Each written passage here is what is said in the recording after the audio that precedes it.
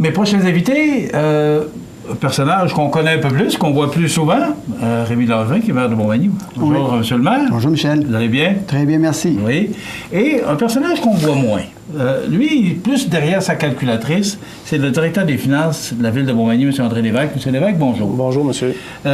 Aujourd'hui, on vient parler des états financiers de 2017. Exact. Ça fait quand même 6 mois. Déjà. Pourquoi on les sort là? Bien, c'est maintenant la nouvelle loi qui nous oblige à présenter notre rapport financier seulement en juin. Mais l'an prochain, ça va revenir comme dans le normal. C'est que quand on va déposer le rapport annuel, on va également déposer le rapport financier. Mais cette année, on ne pouvait pas le faire avant aujourd'hui, avant le mois de juin. Et normalement, ils doivent sortir quand? Au mois d'avril. OK. Oui. Bon, ça ne change pas grand-chose. Oui, mais c'est quand même une double exercice parce qu'on dépose le rapport annuel. Après ça, bien, 2 mois après, on parle du rapport financier. Ça fait un décalage qui est désagréable pour l'administration, puis aussi pour le public, parce qu'ils veulent savoir en même temps, bien, oui, le rapport annuel, mais c'est quoi les chiffres, là? Où constitue? Là? Oui, on a fait des travaux, mais il nous reste de l'argent, il nous en reste pas. Alors, on trouve ça un petit peu désagréable. OK. De le faire de cette façon-là. Maintenant. Vous êtes en poste depuis le 5 novembre. Exact, oui. Alors, ce sont plus les chiffres de l'ex-maire Desrosiers, mais quand même, vous étiez conseiller depuis 16 ans. Alors, vous êtes quand même concerné. Monsieur Lévesque, est-ce qu'on a des beaux chiffres?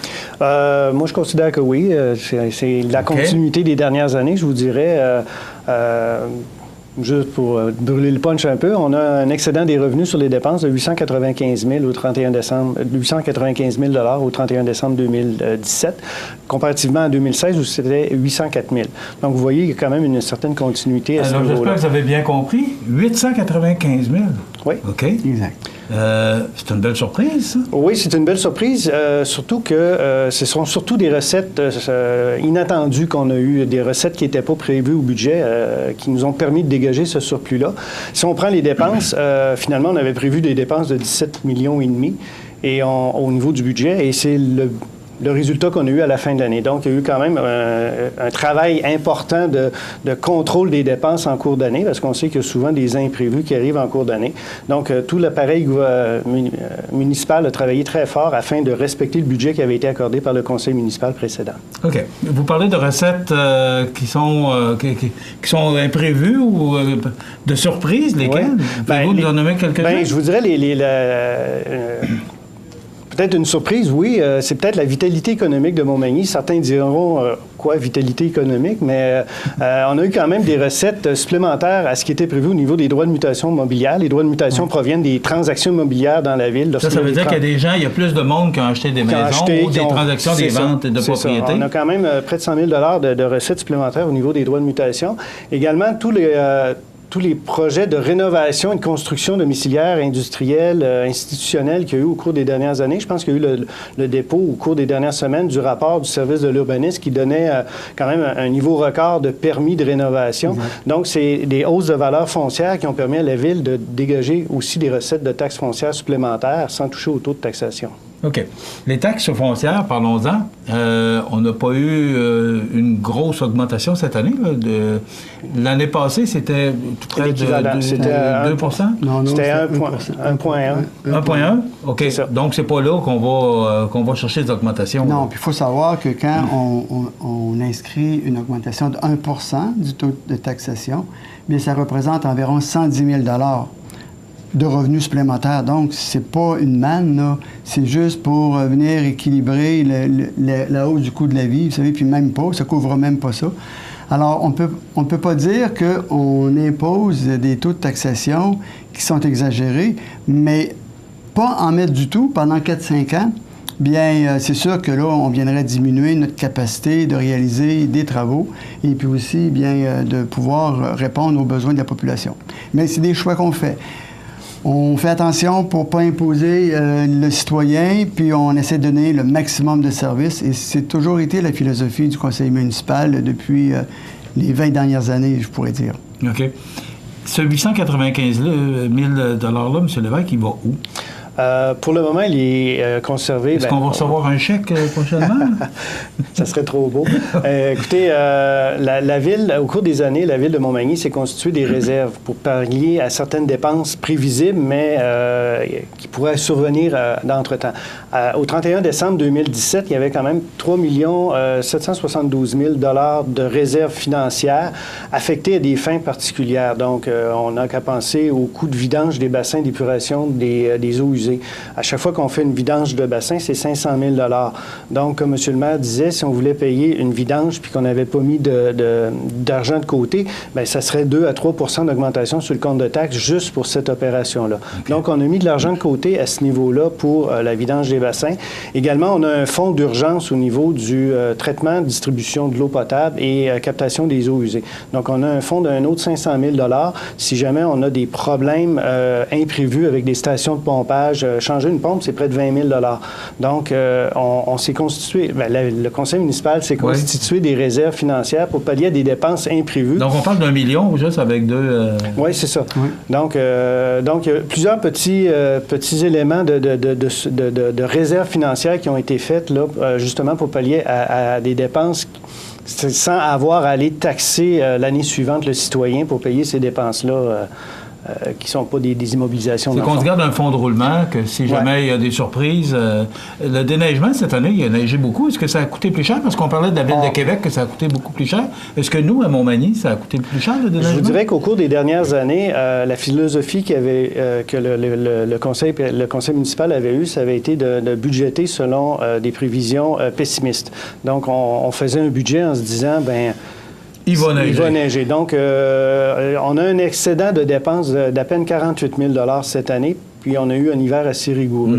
Donc, comparativement à d'autres des années précédentes où on avait des 120 000 d'excédent de dépenses en déneigement, là, maintenant, on a quand même revisé un peu notre façon de monter les budgets afin d'éviter d'avoir des mauvaises surprises de cette façon, de cette nature. Puis s'il neige pas, il pleut. Alors, s'il pleut, ça brise des routes. Donc, on a des nids de poules. Alors... En bout de ligne, là, il faut prévoir. On n'économise pas s'il neige moins, c'est l'hiver. Exactement. C'est mieux on est mieux d'être en hiver que d'être au printemps tout l'hiver. Parce que... On va essayer de le retenir, celle-là. Parce que ça brise. Okay. Ça brise beaucoup. Dernière question, M. Lévesque, là-dessus, par rapport aux dépenses. Oui. Est-ce qu'on dépense plus?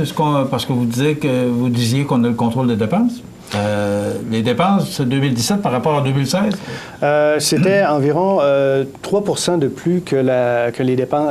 Le budget de 2017 était environ 3 de plus que celui de l'année 2016, ce qui est relativement normal quand on tient compte du coût de la vie, des augmentations de salaire, c'est ça. Puis il y a aussi le coût des produits chimiques pour le traitement de l'eau. Les divers contrats qu'on a aussi, c'est que la Ville n'a pas seulement ne fait pas tout en régie. On donne des vastes contrats de déneigement, des contrats d'entretien.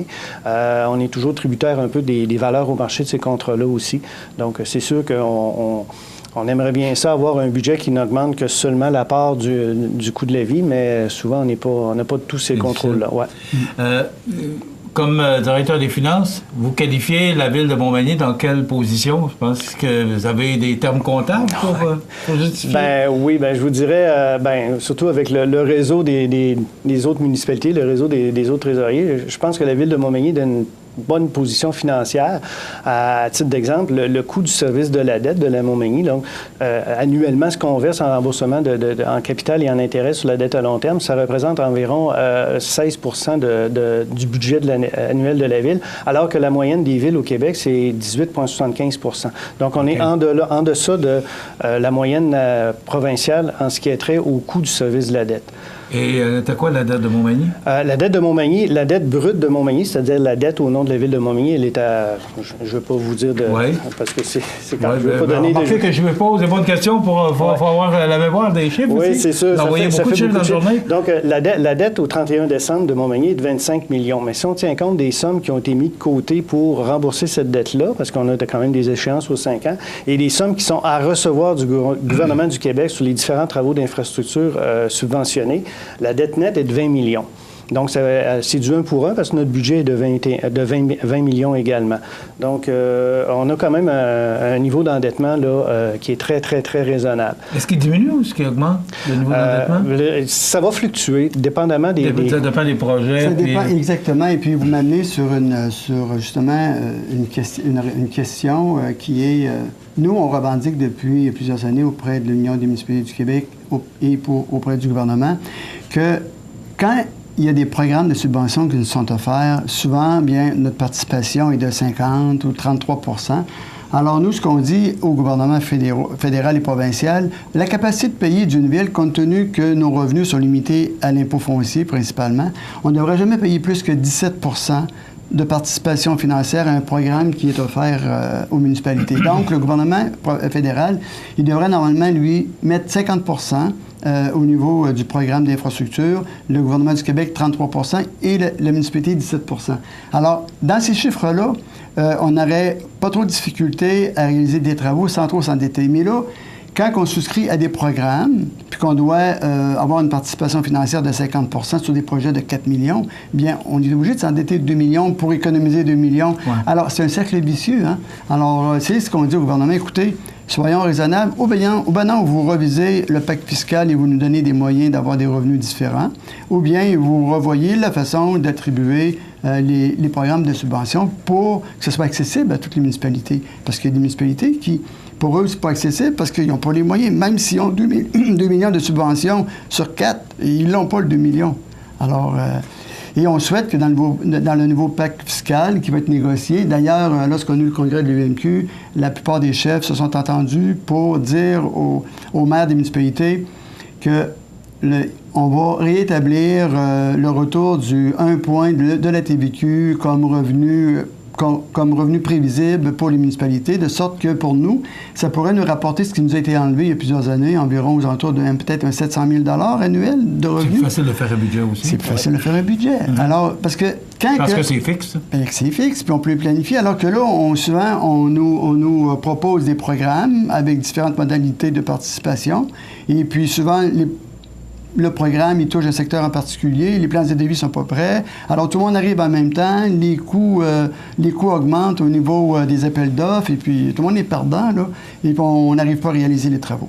Alors ça, le pacte fiscal, on y voit là, de façon assez attentive pour que les prochains gouvernements soient attentifs à nos besoins. C'est tout le temps qu'on a, mais ça fait du bien d'entendre ça, que notre ville se porte bien. Pour vous aussi, de prendre la mairie, c'est peut-être plus agréable et plus motivant de prendre une ville en santé. Oui, absolument. Puis on avait un bon mode de fonctionnement, puis de planification budgétaire dans le passé. Et on s'inspire de ce mode-là pour poursuivre et puis aussi d'améliorer les investissements, bien sûr. Dernière question, en quelques secondes, parce que j'entends plusieurs décomptes dans mes oreilles. Pour les fêtes du 375e, est-ce qu'il y a une portion de budget qui est réservée pour en arriver aux fêtes dans 3 ans? En 2018, pour le budget de 2018, qu'on va parler seulement en 2019, mais je peux vous dire que déjà, on a environ 185 000 $ de planifiés pour les fêtes du 375e. Qui va être cumulatif. Qui va être cumulatif. On croit qu'on va atteindre entre 1 demi-million et 3/4 de million de budget de ville. Mais il faut acheter 10 millions ailleurs. Il faut le retenir. C'est beau. Merci beaucoup. André Lévesque, directeur des finances à la Ville de Montmagny. Monsieur le maire, Rémi Langevin, merci d'avoir été avec nous. Ça nous éclaire, puis c'est drôlement encourageant ce qu'on vient d'entendre. Gênez-vous pas, Monsieur Lévesque, vous pouvez venir. Quand vous avez des bonnes nouvelles de même, vous pouvez venir nous voir plus souvent. Heureux de vous recevoir chez nous. Parfait, merci. Merci beaucoup, messieurs. Merci. Voilà, ça complète.